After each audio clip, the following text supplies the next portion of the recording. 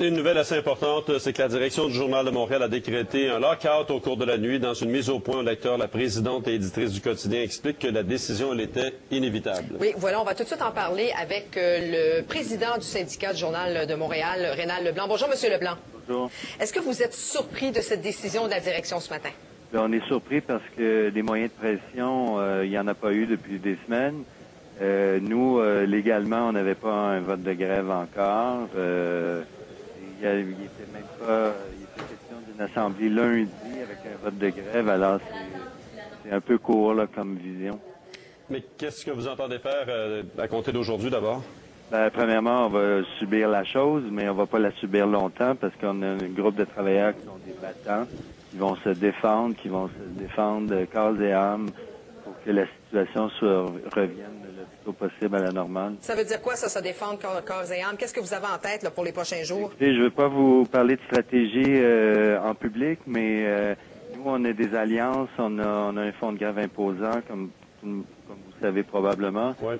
Et nous, on a l'intention de mener une bataille très dure, là, on n'a pas l'intention de rester sur nos positions comme à Québec. Avez-vous l'intention de devancer la tenue de l'Assemblée? Vous me dites que c'était quoi pour lundi? L'Assemblée générale a toujours lieu lundi. C'est sûr qu'on va parler à nos membres aujourd'hui et demain. Mais l'Assemblée générale comme telle est toujours prévue pour lundi. Monsieur Leblanc, qu'est-ce qui n'a pas fonctionné dans le blitz de négociation des derniers jours pour en arriver là? Écoutez, ce qui n'a pas fonctionné, c'est l'attitude patronale qui est restée sur les mêmes positions que le 22 octobre. Ils ont absolument pas bougé, alors que nous, on a fait plein d'avancées. On a avancé sur la semaine de travail, on a avancé sur le multiplateforme, sur le multitâche. On était tout près d'une entente sur toute cette question de transfert au numérique. Et en contrepartie, nous, ce qu'on demandait, c'est de pas toucher, ou en tout cas le moins possible, à nos emplois, à nos salaires, à nos bénéfices marginaux, etc.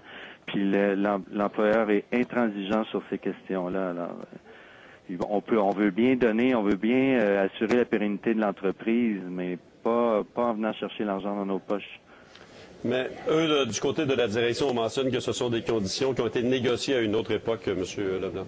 Oui, mais l'entreprise fait toujours autant d'argent. Dans nos chiffres nous disent clairement que le Journal de Montréal a encore des profits nets d'autour de 50-60 millions de dollars. Alors que on veut venir chercher dans nos poches, alors que M. Pellado lui-même se vote une augmentation de 29,9 pour l'année 2008. Pourquoi nous, que nos filles des petites annonces devraient couper 25 de leur salaire?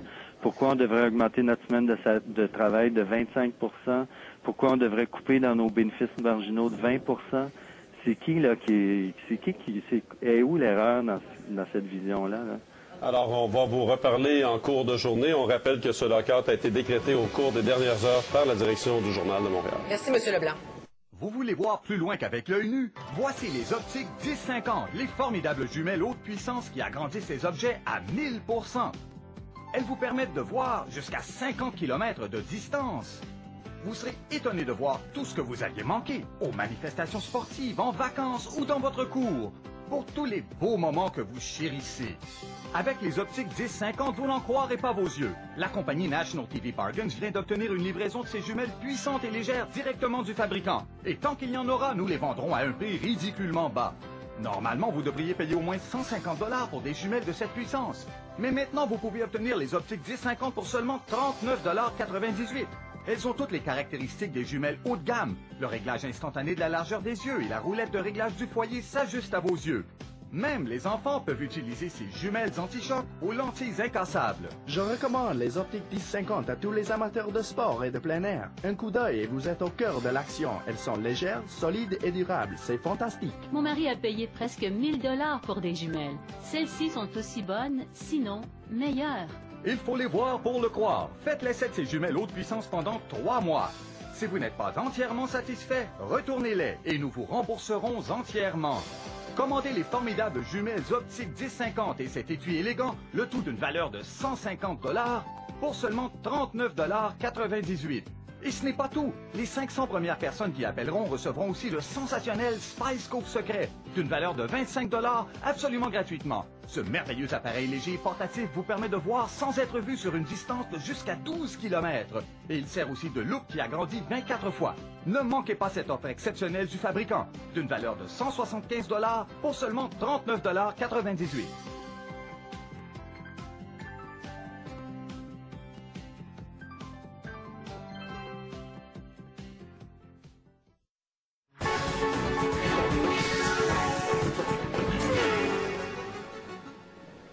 Carl Larouche, tout un menu aujourd'hui. Hein? Oui, il y a beaucoup de sports extrêmes. Mais avant, on va parler de ski alpin, Régent. Une nouvelle de dernière heure, une descente masculine à Kitzbühel en Autriche. Elle vient de se terminer. 15e place pour Éric Guay de Mont-Tremblant et une 21e place pour John Kuchera. On parle du match des étoiles, oui. Hein, c'est la ville et hockey plus que jamais. Montréal reçoit le match des étoiles demain soir. Il y a plusieurs activités, évidemment. Entre autres, hier, c'était les entrevues des joueurs avec les médias. Il y a un joueur qui a retenu l'attention parmi toutes ces étoiles, c'est Vincent Lecavalier avec toutes ces rumeurs. Et on lui a posé une question sur la pression de jouer à Montréal. On écoute sa réponse. Moi, je pense que la pression, il y en a partout. Dans le fond, on est des joueurs de hockey, on est professionnels. Dans le fond, on est payé pour jouer au hockey. Puis il y a de la pression de produire, oui. Que ce soit à Tampa, que ce soit à Atlanta, New York ou à Montréal. Drôle de petit jeu, Régent, hier pour les gardiens de but qui participeront au concours d'habilité ce soir. Jean-Sébastien Giguère, Niklas Backstrom, Eric Lundqvist, Tim Thomas ont participé au tirage visant à leur attribuer leurs futurs adversaires de ce soir pour compter ou pour arrêter les rondelles peut-être. Effectivement, tout un week-end. Hein? Oui, au menu en fin de semaine, donc de 9h à midi, c'est l'entraînement des deux formations au Centre Bell. Ce soir, le concours d'habilité toujours au Centre Bell. Demain, pour les tout-petits, c'est le déjeuner des mascottes de la Ligue nationale, suivi du fameux match des étoiles à compter de 18h. De Montréal à Québec, maintenant, ouais. Évidemment, qualification hier soir pour le Red Bull Crash Ice, oui. dont vous étiez. On a gardé. C'est pas facile. On l'a essayé hier matin sur les faux-fouines. C'est pas vous, ça? Non, c'est pas moi. Ah, okay, ça, c'est les vrais. Imaginez, c'est les vrais. Alors, hier, oui. 64 hommes ont réalisé les meilleurs temps pour la grande finale de ce soir. 16 des 21 femmes également présentes. Entre autres, le gagnant l'an passé, un Finlandais, Pitanen, a réalisé le meilleur temps. Il y a plusieurs Québécois parmi le top 10 à surveiller ce soir. On a quelques réactions à cette séance de qualification. Ça va être complètement fou. Juste à soir, là, je commençais à triper. Là, cet après-midi, c'était plus ou moins, il y avait des places que je maîtrisais moins bien. Là, je commençais à triper. Évidemment, ça n'aura rien à voir. Là. Ouais, je l'ai entendu parler beaucoup par les gens qui l'ont fait l'an passé. Je suis vraiment content. C'est déjà où on est rendu aujourd'hui, c'est au-delà de mes attentes. Je suis vraiment content de traiter vraiment comme des rois. C'est trippant. C'est un bon feeling, puis c'est juste trippant. J'ai hâte de demain voir la foule, tout ça, ça va être super le fun. Et on reste dans les sports extrêmes. Oui, c'est vraiment un gros week-end. C'est les X-Games au Colorado.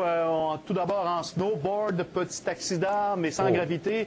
Et également, on va voir un petit peu plus tard en motoneige, un fameux saut périlleux arrière avec Levi Lavallée. Ça a été la grande vedette de la journée.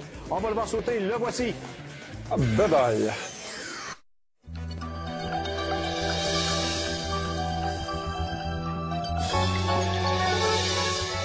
Un peu de neige en ce début de journée sur les stries. Pour la Mauricie, ça se dégage tranquillement et du soleil sur les Laurentides, Montréal et l'Outaouais. Très froid avec le vent. Refroidissement ionnien important aussi sur la Côte-Nord, le Bas-Saint-Laurent et sur Québec. La neige cesse en mi-journée pour l'Est du Québec.